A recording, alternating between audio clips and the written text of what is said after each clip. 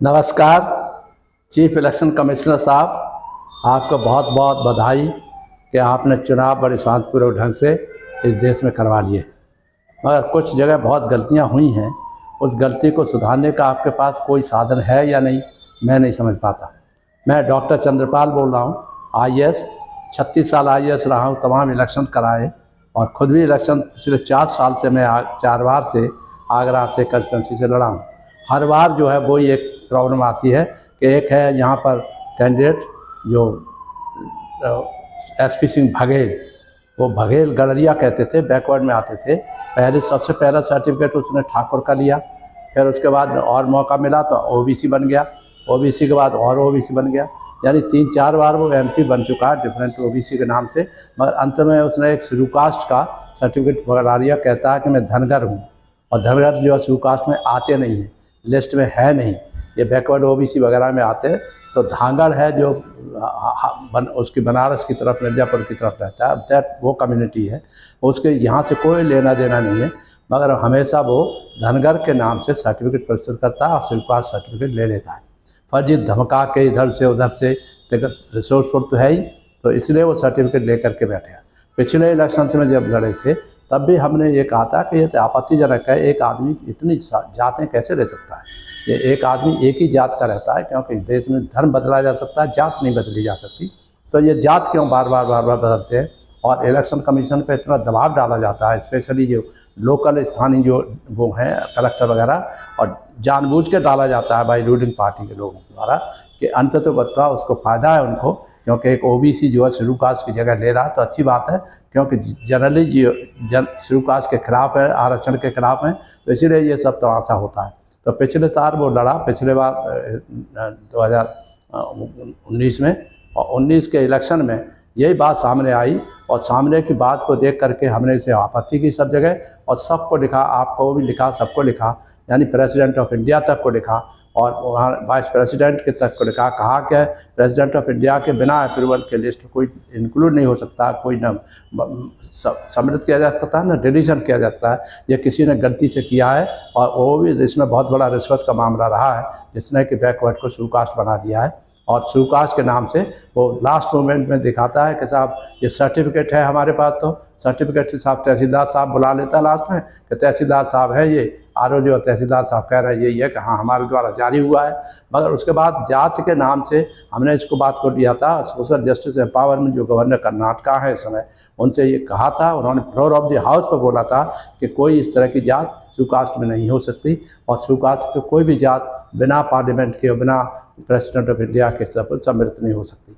तो फिर क्यों ये तमाशा हो रहा है। एंड उसने 5 साल ठस्से से एमपी रहा एंड मिनिस्टर रहे, सब मौज करी, और फिर उसके बाद हम समझे अब तो जात का मामला ख़त्म हो रहा होगा। फिर अभी इलेक्शन के डिक्लेयर हुआ, और उसके फिर से निकल पड़े, और सर्टिफिकेट बिना कोई उसी सर्टिफिकेट से किसी से बैकवर्ड से खड़े हो गए, और वो सर्टिफिकेट हमें दिखाए भी नहीं। स्क्रूटनी में हमने देखना चाहता कहाँ है, क्या मामला है, पता लगा कि नहीं। आप जाइए साहब, आपकी स्क्रूटनी हो गई, हाथ जोड़ के सब सारे आरे वारे कप रहे थे, क्योंकि वो they were under lot of pressure from someone high up, जिसकी वजह से वो डरे हुए थे। मैं तो ये समझता हूँ यहाँ 2-4 दिन पहले प्राइम मिनिस्टर आते हैं आगरा की कंस्टिट्यूंसी में, तो उनके वजह से इनडायरेक्ट प्रभाव की वजह से वो ये गलत काम करते हैं, गलत काम करवाते हैं। इलेक्शन कमीशन भी कुछ करता नहीं है। मेरे तो आश्चर्य है, इलेक्शन कमीशन की उत्तरदायित्व तो अगर सही है, फेयर तरीके से इलेक्शन हो और सबको किसी के साथ अन्याय नहीं हो, मगर मैं खुद देख रहे हैं इतना पढ़े लिखे होने के बाद भी, इतना काम करने के बाद भी जीवन में मेरे साथ इतना बड़ा अन्याय इलेक्शन कमीशन के माध्यम से हो रहा है, जिसका मैं सोच भी नहीं सकता कभी सपने में। मेरी भावना थी कि मैं गरीबों के लिए, दलितों के लिए, बैकवर्ड के लिए, विकास के लिए, सभी गरीब लोग को करूँगा। मैंने करा है, तमाम योजना सब मेरी है, प्रिंसिपल एडवाइजर प्लानिंग कमीशन रहा, वहाँ देख लो सारी योजना मेरी बनी है, और इसी तरह से और जैसे एमएसएमई के रहा, वहाँ योजना मेरी बनी हुई है, मगर कोई फ़ायदा नहीं। उसका रिजल्ट मुझे 0 मिलता तो बड़ी निराशा हो सकती है। आप अनुमान लगाइए चीफ इलेक्शन कमिश्नर साहब, आप इसमें नहीं घुस सकते, आप इलेक्शन के मालिक हैं, कंडक्ट करने का काम आपका है। कैसे है आप देखिए, ये एसपी सिंह बघेल का फ़ौरन फाइल वगैरह हमने आपको उससे भी भेजा है, ट्विटर पे भेजा है, एक्स पे भेजा है, यानी किस किस पे भेजा है आपको शिकायत कि साहब इसको देखिए, मगर कोई सुनाई नहीं दे रहा। बाई एयर भी मैंने इस तरह से वो लाइव में भी कई बार भेजा है कि कहीं कुछ तो सुने, कोई तो देखे क्या मामला है, क्या मामला क्या है। सही है, मैं समझता हूँ कि जेल जाना चाहिए ऐसे लोगों को। ये यहाँ पर हमारे यहाँ इस मामले में 2 लेखपाल बुलाए, 2 वो बुलाए एडवोकेट, उसने हमारे एब्सेंस नहीं थी, एब्सेंस में ही करा है। 2 एडवोकेट बुलाए और तहसीलदार से करवा दिया था, सर्टिफिकेट हमारा सही है, विधि संगत है। यानी विधि संगत क्या होता है, मेरी समझ में नहीं आया। दिखाते तो कि क्या है क्या नहीं, दिखाया भी नहीं, और उसका वैलिड वो कर दिया डॉक्यूमेंट कि साहब ये तो वैलिड है, ही कैन कंटेस्ट। अब आप इमेजिन करिए कितना बड़ा मेंटल टॉर्चर है और गुस्सा है कि भाई आप एक जात का नहीं हमारे का, फिर भी जाति का सर्टिफिकेट लेकर के धनगर के नाम से, फलाने के नाम से, and he is able to contest election.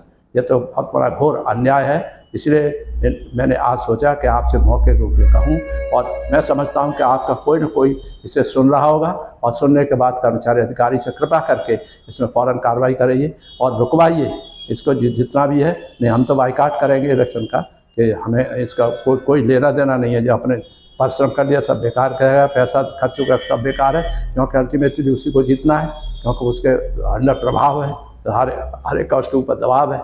तो ये आप कृपा करके देख लीजिए। मैं आपसे रिक्वेस्ट करना चाहूँगा, मैं हाई कोर्ट तो जाऊँगा ही जाऊँगा, और उसमें और पुलिस में भी FIR दर्ज कराऊँगा, जिससे कि जितने भी कॉन्स्पिरेटर्स हैं इससे नीचे से ऊपर तक, उन सबको जेल भिजवाऊँगा। ये मेरी गारंटी है।